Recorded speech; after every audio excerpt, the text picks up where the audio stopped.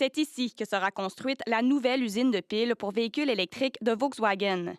Le travail de défrichage est déjà commencé.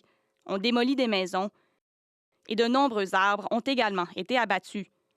Ces terrains font partie d'un parc industriel qui s'étend sur 1500 acres, l'équivalent de 852 terrains de soccer.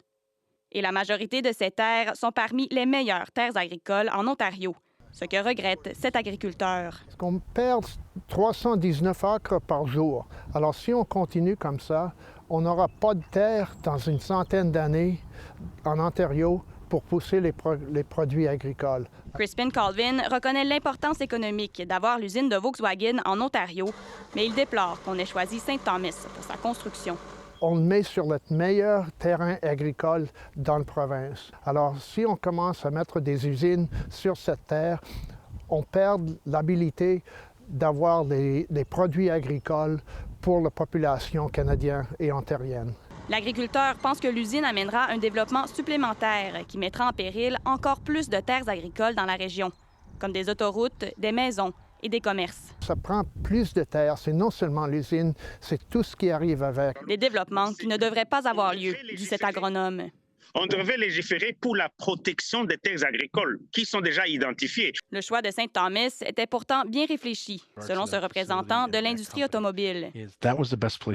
C'est l'endroit idéal pour l'usine, lance-t-il, parce que c'est facilement accessible et parce qu'il y a une forte culture manufacturière dans cette municipalité. Par ailleurs, les retombées économiques seront très importantes pour la région, selon le gouvernement ontarien, qui compte investir 500 millions de dollars dans le projet. It's a balance. Right? The land is fully serviced. It's going to create 3,000 direct jobs at Volkswagen and 30,000 indirect jobs. De son côté, le gouvernement fédéral compte investir 13 milliards de dollars.